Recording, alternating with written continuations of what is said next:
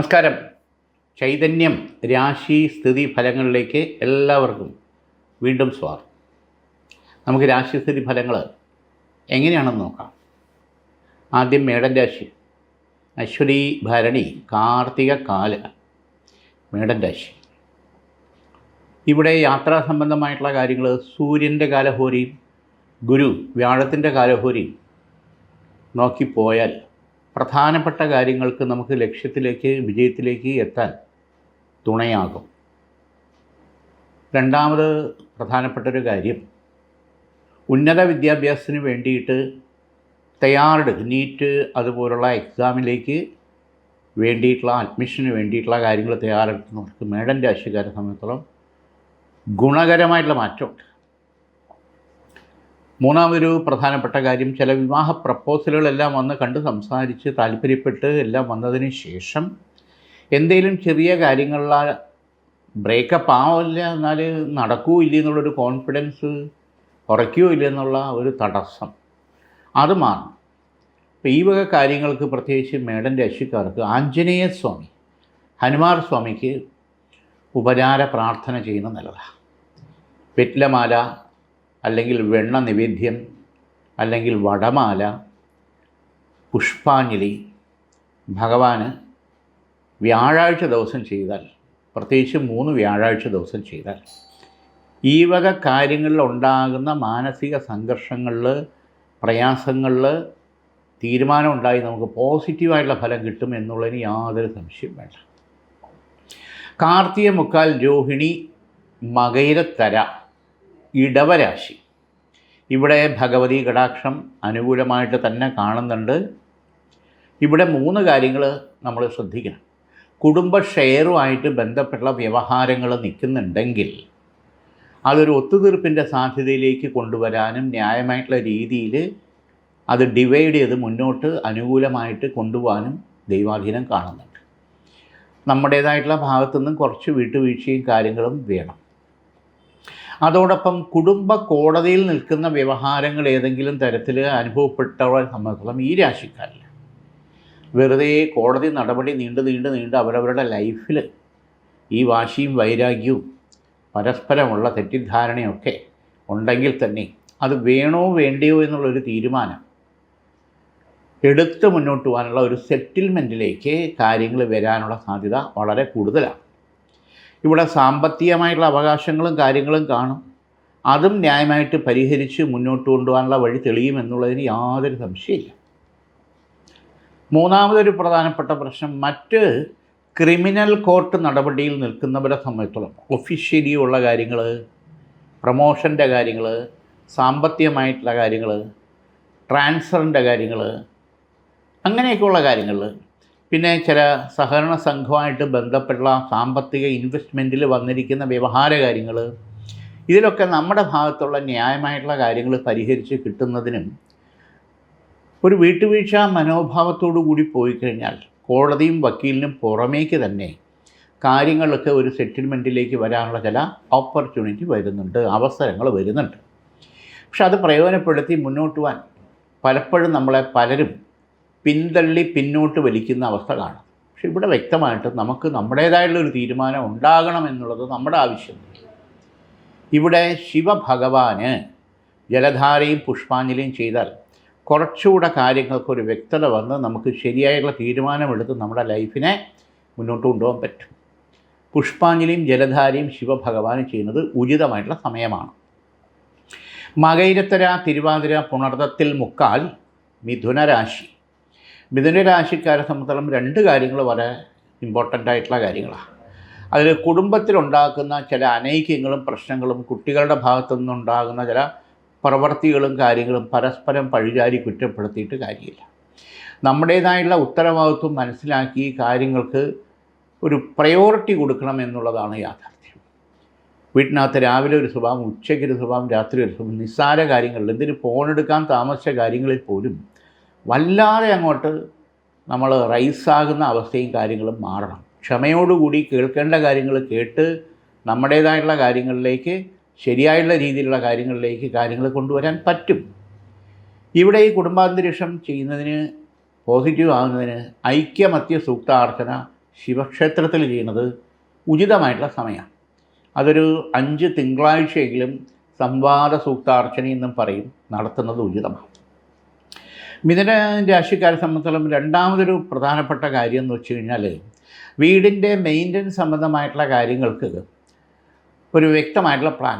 ആദ്യം ഉദ്ദേശിച്ച പ്ലാൻ അത് വരച്ചതിൽ കുറച്ച് അപാകതയുണ്ടെന്ന് കണ്ട് അത് തിരുത്തി പ്ലാൻ എടുത്ത് മുന്നോട്ട് കൊണ്ടുപോയാൽ ഒരു പരിധിവരെ നമുക്ക് ഈ വാസ്തുദോഷങ്ങൾ പരിഹരിച്ച് നമ്മുടെ ഗൃഹം, നമ്മുടെ അടിസ്ഥാനം, നമ്മുടെ ആരൂഢം പോസിറ്റീവായിട്ട് മാറ്റാൻ പറ്റും.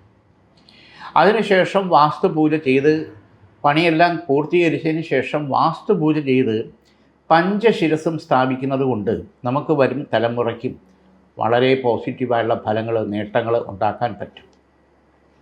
പുണർതത്തിൽ കാൽപൂയം ആയില്യം കർക്കടക രാശി. വിവാഹ സംബന്ധമായിട്ടുള്ള തടസ്സങ്ങൾ കാണുന്നവരെ സംബന്ധിച്ചിടത്തോളം, മകൾക്ക് നല്ലൊരു ആലോചന വന്നു, അത് ഉറയ്ക്കുമെന്ന് വിചാരിച്ചു, അതും നടക്കുന്നില്ല, എന്തെങ്കിലും കാരണത്താൽ തെറ്റിപ്പോകും. മകന് നല്ലൊരു പെണ്ണാലോചന വന്നു, അതും പോയി കണ്ടു, കുട്ടിയെ ഇഷ്ടപ്പെട്ടു, പരസ്പരം സഹായിച്ചു, എന്നിട്ടും കാര്യങ്ങൾക്കൊരു തീരുമാനമാകില്ല. ഇങ്ങനെ നിൽക്കുന്ന വിവാഹ തടസ്സങ്ങളെ സംബന്ധിച്ചോളം ശരിയായ അർത്ഥത്തിൽ നമ്മൾ കണ്ടെത്തുമ്പോൾ സെലക്ട് ചെയ്യുന്നത് നമ്മളാണെങ്കിലും ഒരു ദൈവനിയോഗവും പൊരുത്തവും അതിൽ വരുമെന്നുള്ളതിന് യാതൊരു സംശയമില്ല.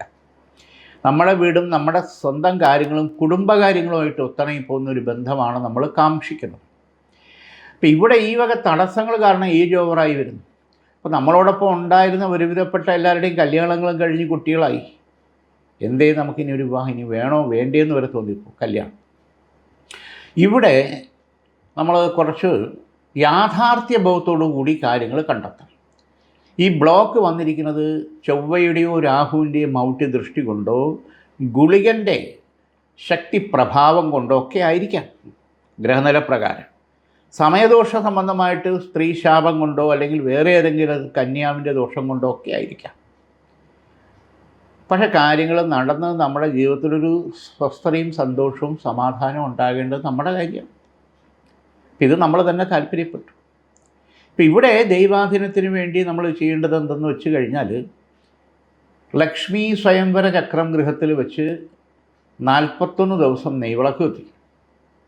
ഈ 41 ദിവസത്തിനകത്ത് കാര്യങ്ങൾക്കൊരു തീരുമാനമുണ്ട് ഈശ്വര കടാക്ഷത്താൽ. കർക്കിടകം രാശിക്കാരെ സംബന്ധിച്ചിടത്തോളം മറ്റൊരു പ്രധാനപ്പെട്ട കാര്യം, കേതുവിൻ്റെയും ശനിയുടെയും ദൃഷ്ടിപാപദോഷങ്ങൾ ഉള്ളവരെ സംബന്ധിച്ചിടത്തോളം നോക്കുമ്പോൾ പഠന സംബന്ധമായിട്ടുള്ള കാര്യങ്ങളിൽ കുറച്ചുകൂടെ ശുഷ്കാന്തി വരണം. ഇല്ലെങ്കിൽ പ്രത്യേകിച്ച് +2 തലം മുതൽ ഡിഗ്രി തലം വരെ പഠിക്കുന്നവരെ സംബന്ധിച്ചിടത്തോളം ഏതെങ്കിലും 1-2 പേപ്പർ ലോസ് ആകാനുള്ള സാധ്യത വളരെ കൂടുതലാണ്. അത് ഇനിയും ശ്രദ്ധിച്ചാൽ ആ ലോസ് വരാതെ നമുക്ക് നല്ല രീതിയിൽ കംപ്ലീറ്റ് ചെയ്ത് നല്ല റിസൾട്ട് ഉണ്ടാകാനും അതിൽ സന്തോഷിക്കാനും അഭിമാനിക്കാനും പറ്റും എന്നുള്ളതിന് യാതൊരു സംശയമില്ല. ശ്രീവിദ്യ രാജരാജേശ്വരി കവചിത മന്ത്രം ദേഹരക്ഷയുടെ ധരിക്കുന്നത് ഉചിതമായിട്ടുള്ള ഫലം നമുക്കുണ്ടാകും. മകം, പൂരം, ഉത്രത്തിക്കാല് ചിങ്ങരാശി. ഇവിടെയും ഈശ്വര കടാക്ഷം വളരെ ഗുണകരമായിട്ട് കാണുന്നുണ്ട്. ബിസിനസ്, അതായത് ചെറുകിട business, restaurant, provision stores, vegetables, അങ്ങനെയൊക്കെയുള്ള കടകൾ, മറ്റു കാര്യങ്ങൾ കൈകാര്യം ചെയ്യുന്നവരെ സംബന്ധിച്ചിടത്തോളം, നടത്തിക്കൊണ്ടുവന്നവരെ സംബന്ധിച്ചിടത്തോളം അപ്രതീക്ഷിതമായിട്ട് ചില മേഖലകളിൽ നിന്ന് നമ്മളെ കൂട്ടിക്കെട്ടിക്കാനുള്ള ശ്രമം ഉണ്ടായിക്കൂടായില്ല. കാരണം നിങ്ങൾ കട വിടുന്നെങ്കിൽ ഭരണം എടുക്കാൻ ആളുണ്ട്. ഈ തരത്തിൽ നമ്മൾ അറിയാതെ ഒരു അന്വേഷണം പോലെ നടക്കുന്ന രീതിയിലുള്ള പ്രശ്നങ്ങൾ അവരെ ഉണ്ടായിക്കൂടുന്നില്ല. ഇവിടെ നമ്മളുടെ കൈയും മെയ്യും വേർപ്പും രക്തവും സമയവും എല്ലാം കൊടുത്ത് നമ്മൾ കൊണ്ടുപോകുന്ന സ്ഥാപനത്തിൽ അതിൻ്റേതായുള്ള ഒരു കോമ്പറ്റീഷൻ വരുമ്പോൾ നമ്മൾ വരണ്ടിട്ടോ ഭയന്നിട്ടോ കാര്യമില്ല. അതിൽ നിന്ന് കരകയറി സ്ഥാപനം നല്ല രീതിയിൽ വരാനുള്ള കാര്യങ്ങൾ നേടിയെടുത്തേ പറ്റൂ. ഇവിടെ അഷ്ടലക്ഷ്മി ചക്രം അത് സ്ഥാപനത്തിൽ വെച്ച് ഉപചാരം ചെയ്യുക. കർപ്പൂര ദീപം, ചൊവ്വയും വെള്ളിയും കർപ്പൂര ദീപം കാണുക. ഈ കർപ്പൂരത്തിന് അതിൻ്റേതായ ഒരു പോസിറ്റീവ് എനർജി ഉണ്ടെന്നുള്ളതാണ് യാഥാർത്ഥ്യം. ആ കർപ്പൂര ദീപം വരുമ്പോഴത്തേക്ക് ഈ മന്ദത മാറും, റോളിങ് ശരിയാവും, ബാങ്ക് വായ്പയെ സംബന്ധമുള്ള കാര്യങ്ങൾ ശരിയാവും, പിരിവിൻ്റെ അടവിൻ്റെ കാര്യങ്ങളൊക്കെ ശരിയാവും. ബിസിനസ് ഒരുവിധം നല്ല രീതിയിൽ 3 മാസത്തിനകത്ത് നമുക്ക് മെച്ചപ്പെടുത്തിയെടുക്കാൻ പറ്റും. പാർട്ട്ണർഷിപ്പ് ബിസിനസ്സിൽ താല്പര്യപ്പെട്ട് നിൽക്കുന്നവരെ സംബന്ധിച്ചിടത്തോളം, ചെയ്തുകൊണ്ടിരിക്കുന്നവരെ സംബന്ധിച്ചിടത്തോളം ചില പൊതുവായിട്ടുള്ള കാര്യങ്ങളിലുള്ള മന്ദതയുണ്ടാകും. അപ്പോൾ ശരിയായിട്ടുള്ളൊരു ഇൻവോൾവ്മെൻറ്റും ശ്രദ്ധയും ഉത്തരവാദിത്വ ബോധവും കാണിച്ചു കഴിഞ്ഞാൽ അതും നേരെയാക്കി എടുക്കാൻ പറ്റും. കൺസ്ട്രക്ഷൻ ഫീൽഡിൽ ബിൽഡിങ് വച്ച് കൊടുക്കുക, ഫ്ലാറ്റ് നിർമ്മാണം, കോൺട്രാക്റ്റ് വർക്ക് തുടങ്ങിയുള്ള കാര്യങ്ങൾ ചെയ്യുന്നവർക്ക് ഈ വർഷം 1-2 നല്ല ഓപ്പർച്യൂണിറ്റി വരാനും നമ്മുടെ വർക്ക് ബിസിനസ്സിൽ ഉയർച്ചയും നേട്ടവും ഉണ്ടാകാനും ദൈവാധീനം കാണുന്നുണ്ട്. ഉത്രത്തിമുക്കാൽ അത്തം ചിത്തിരത്തര കന്നിരാശി, ഭഗവതി കടാക്ഷം ഈശ്വരാധീനം നമുക്ക് തുണയായിട്ടുണ്ട്. ഇവിടെയും യാത്രാ സംബന്ധമായിട്ടുള്ള കാര്യങ്ങൾ ശുക്രൻ്റെ ബുധൻ്റെ കാലഹോര തിരഞ്ഞെടുക്കുന്നത് നല്ലതാണ്. വിജയിക്കും. പോകുന്ന കാര്യങ്ങൾക്ക് പോസിറ്റീവായിട്ടുള്ള ഫലം നമുക്കുണ്ടാകും. കന്യരാശിക്കാരെ സംബന്ധിച്ചോളം 2ാം വിവാഹ കാര്യത്തിന് വേണ്ടി താല്പര്യപ്പെടുന്നവരെയും ശ്രമിക്കുന്നവരെയും സംബന്ധിച്ചോളം ശരിയായിട്ടുള്ള ഒരു അർത്ഥത്തിലുള്ള നല്ലൊരു ബന്ധം വരാനും ഉറയ്ക്കാനും നടക്കാനുള്ള ഈശ്വരാധീനം കാണുന്നുണ്ട്. +2 തലത്തിൽ നിൽക്കുന്ന വിദ്യാർത്ഥികളെ സംബന്ധിച്ചോളം നെക്സ്റ്റ് ഏതിലേക്ക് പോകണമെന്നുള്ളൊരു കൺഫ്യൂഷനുണ്ട്. അത് അവരവരുടെ താല്പര്യവും അതനുസരിച്ചുള്ള ഒരു പ്രയത്നവും ഉണ്ടായാൽ നെക്സ്റ്റ് ഡിഗ്രി വേണോ, എഞ്ചിനീയറിംഗ് വേണോ, മെഡിസിൻ വേണോ, ഡിപ്ലോമ പഠിക്കണോ, IT പോകണോ, ഇതിലൊക്കെ വ്യക്തമായിട്ടൊരു കോൺഫിഡൻസ് തീരുമാനം നമുക്ക് എടുക്കാൻ പറ്റും. ഇവിടെ പലരും പല കൂട്ടുകാരുടെ അഭിപ്രായത്തോടു കൂടി ചേർന്ന് നിൽക്കുമ്പോഴത്തേക്ക് കൺഫ്യൂഷൻ കൂടി വരും. നമ്മുടെ കാര്യത്തിൽ നമുക്കൊരു വ്യക്തമായിട്ടുള്ള തീരുമാനം നമ്മൾ തന്നെ എടുത്തേ പറ്റൂ. ചിത്തിരത്തര ചോതി വിശാഖത്തി മുക്കാൽ തുലാം രാശി. തുലാം രാശിക്കാരെ സംബന്ധിച്ചോളം നോക്കുമ്പോൾ ഇവിടെ 3 കാര്യങ്ങൾ നമ്മൾ ശ്രദ്ധിക്കണം. ബാങ്ക് വായ്പയായിട്ട് ബന്ധപ്പെട്ടുള്ള കാര്യങ്ങൾക്ക് തടസ്സങ്ങളുണ്ടെങ്കിൽ അത് മാറി അനുകൂലമായിട്ട് വരാനുള്ള സാധ്യതയുണ്ട്. ഒരു വസ്തു സംബന്ധമായിട്ടുള്ള ഇടപാട്, വിൽപ്പനയോ വാങ്ങലോ അത് നടന്നെങ്കിൽ കാര്യങ്ങൾ പോസിറ്റീവായിട്ട് വരുമെന്ന് പ്രതീക്ഷിച്ചത് നടക്കാനും മുന്നോട്ട് പോകാനുള്ള വഴി അനുകൂലമായിട്ട് നടക്കാൻ യോഗം കാണുന്നുണ്ട്.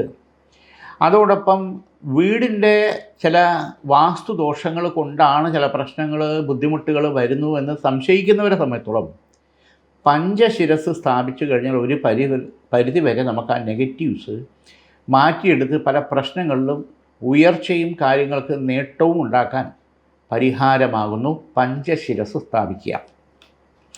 തുലാം രാശിക്കാരെ സംബന്ധിച്ചോളം നോക്കുമ്പോൾ പ്രത്യേകിച്ച് 40 വയസ്സിന് മേലിലുള്ളവരെ സംബന്ധിച്ചോളം ജോയിൻറ്റ് പെയിന് കൂടുതലായിട്ട് വരാനുള്ള സാധ്യത കൂടുതലാണ്. ഉപ്പുറ്റി വേദന, മുട്ടുവേദന, പെടലി വേദന അങ്ങനെയുള്ള പ്രശ്നങ്ങൾ.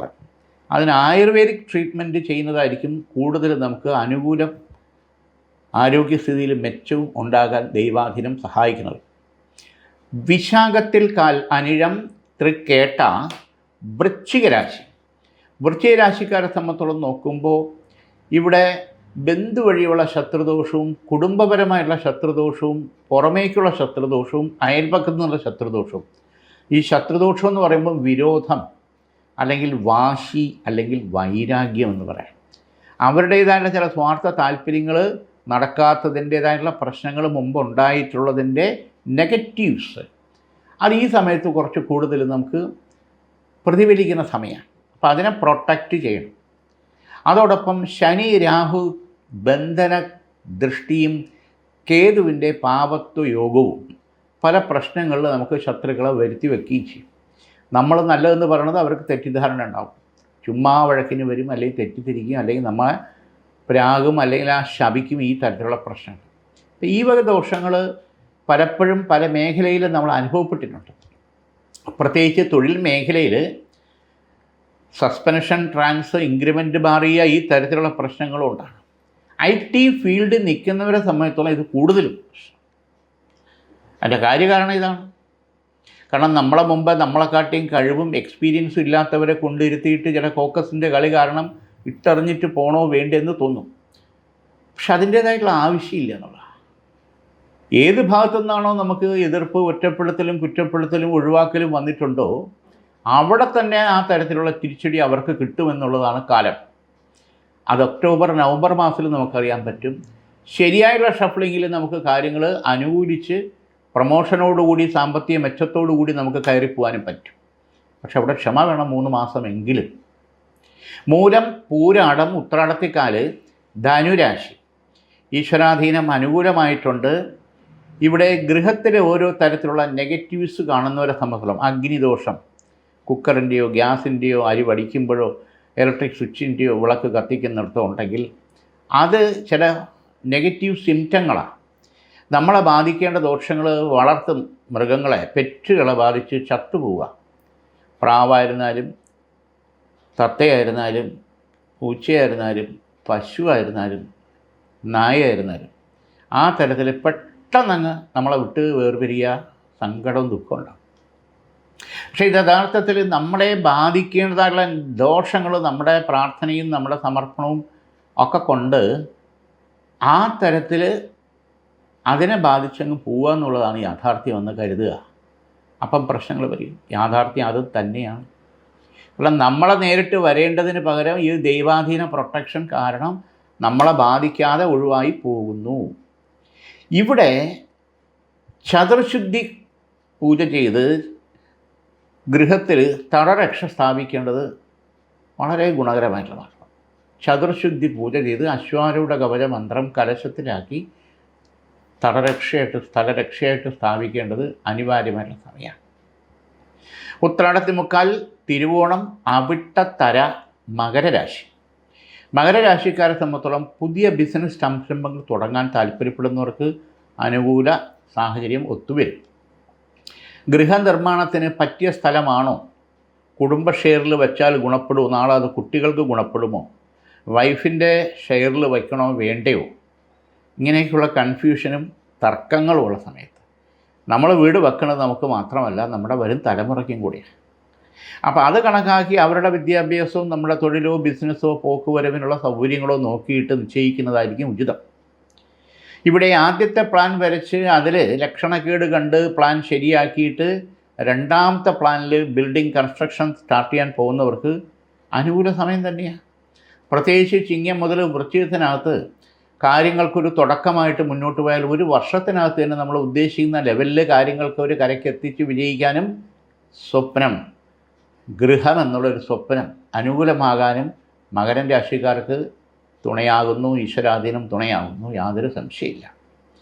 ഡിപ്പാർട്ട്മെൻറ്റ് തലത്തിൽ ചില പ്രശ്നങ്ങൾ നിൽക്കുന്നവരെ സംബന്ധിച്ചിടത്തോളം അത് പോസിറ്റീവായിട്ട് വരാനുള്ള ഇടപെടലുകൾ നമ്മൾ ബോധപൂർവം ചെയ്യിച്ച് കറക്റ്റ് ചെയ്തില്ലെങ്കിൽ അത് പെൻഷന് വരെ ബാധിക്കും. സംഘടനാ പ്രസ്ഥാനങ്ങളിൽ നിൽക്കുന്നവരെ സംബന്ധിച്ചിടത്തോളം അപ്രതീക്ഷിതമായിട്ടുള്ള കോട്ടങ്ങൾ വരാനുള്ള സാധ്യതയുണ്ട്. അപവാദങ്ങളെന്നുള്ളതാണ് രത്നച്ചുരുക്കം. ഇതൊരു ശ്രദ്ധയും കരുതലും വേണം. ചില ഭാഗത്ത് നമ്മൾ സപ്പോർട്ട് ചെയ്യുന്നവരെ മഷിയിട്ട് നോക്കിയാൽ പോലും കാണില്ല. അവരൊക്കെ കാല് മാറി നമുക്ക് വിനയായി വരാനുള്ള സാധ്യത വളരെ കൂടുതലാണ്. പ്രത്യേകിച്ച് വരുന്ന വൃശ്ചിക മാസം വരെ സംഘടനാ പ്രവർത്തനങ്ങളിൽ നിൽക്കുന്നവരെ സംബന്ധിച്ചിടത്തോളം ജാഗ്രത വേണം. ഇവിടെയും നരസിംഹ കവചമന്ത്രം പൂജിച്ച് സാമീപ്യം ഉണ്ടായിരിക്കുന്നത് വളരെ വിശേഷമാണ്. നരസിംഹം, ഉഗ്ര നരസിംഹ കവചമന്ത്രം.